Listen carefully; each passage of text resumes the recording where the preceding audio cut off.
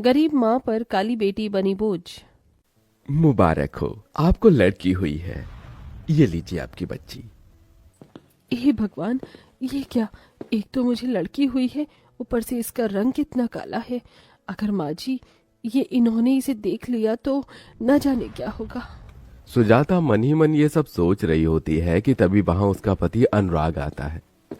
करमजली, तुझे शर्म नहीं आई एक लड़की को पैदा करते हुए? ऊपर से पैदा भी किया तो एक काली लड़की को। अगर मुझे पता होता कि तू काली लड़की को जन्म देगी तो मैं तेरी कोख में ही से मार देता। मुझे एक बेटा चाहिए था, ना कि एक काली बेटी और बदसूरत बेटी। अनुराग की ऐसी बातें सुन सुजाता अपनी बच्ची को गले से लगाकर रोने लगती है। सुजाता जैसे ही अपनी काली बेटी के साथ अपने ससुराल में कदम रखती है। कल मोही, शर्म नहीं आई तुझे एक लड़की को जन्म देते हुए? मैं तो खुश थी कि मेरी बहू पेट से है, बिल्कुल मेरे बेटे की तरह एक सुंदर से बेटे को जन्म देगी, लेकिन इसने तो अपनी तरह ही काली बेटी को जन्म दिया है। मुझे तो शर्म आती है तुझे अपनी पत्नी कहते हुए। अगर पता होता कि तू एक काली बेटी को जन्म देगी तो मैं तुझसे कभी शादी नहीं करता। जा किसी कुएं में डूबकर मर जा और साथ में अपनी इस काली बेटी को भी ले जा।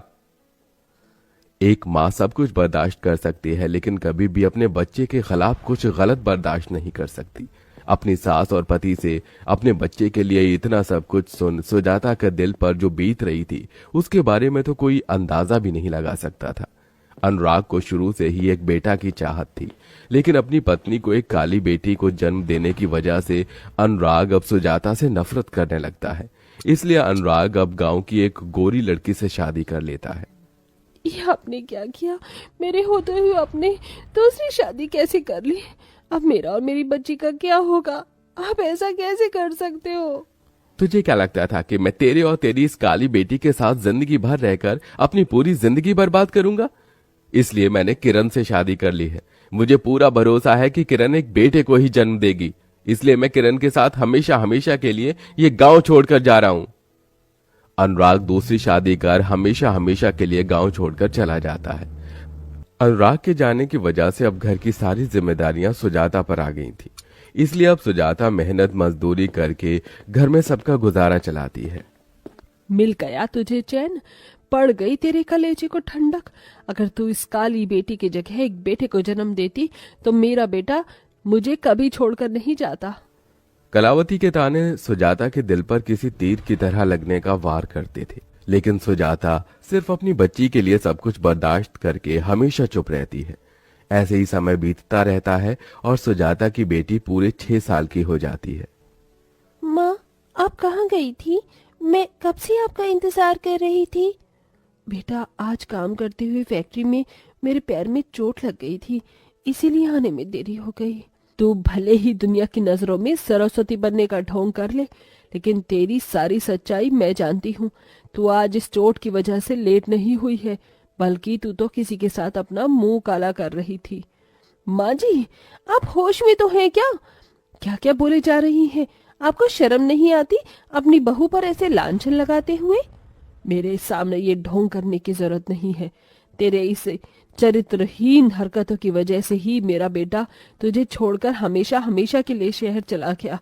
मैं जानती हूँ रोज रोज तुझे घर आने में देरी क्यों हो जाती है। हर रोज किसी आदमी के साथ गुलछर्रे उड़ाकर अपना मुंह जो काला करती है।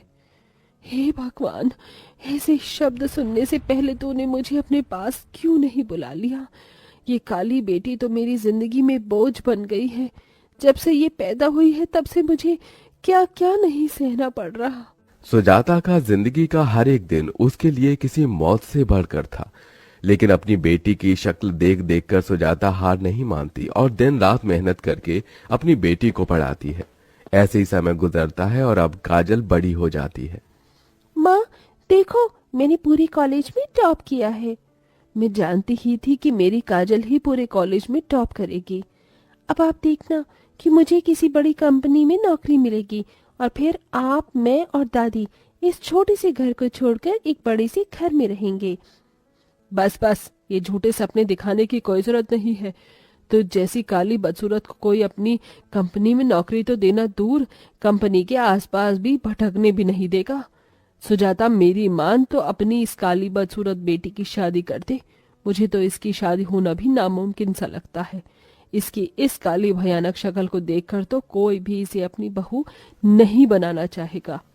अपनी दादी की बात सुन काजल बहुत दुखी होती है, लेकिन काजल जानती थी कि उसकी माँ ने उसके लिए कितनी मेहनत की है। इसलिए काजल हार नहीं मानती है और एक बड़ी सी कंपनी में इंटरव्यू देने के लिए जाती है। काजल पढ़ने लिखने में बहुत अच्छी थी, इसलिए उसे कंपनी में जॉब मिल जाती है। माँ देखो, मुझे पहली सैलरी मिली है। इस पूरी सैलरी की हकदार आप हो। आपने मुझे इतना काबिल जो बनाया है। काजल, ये सब सिर्फ तेरी लगन और मेहनत की वजह से हो पाया है। अब तेरी शादी का समय आ गया है। तुझे पता है, आज विमला अपनी बेटी का रिश्ता तय हो जाने की खुशी में मिठाई देकर गई थी। मैं भी चाहती हूँ कि मैं भी अपनी बेटी का रिश्ता तय होने की खुशी में गांव के लोगों को मिठाई, लड्डू। मैंने पंडित जी से बात भी कर ली है। परसों तुझे लड़की वाले देखने आ रहे हैं।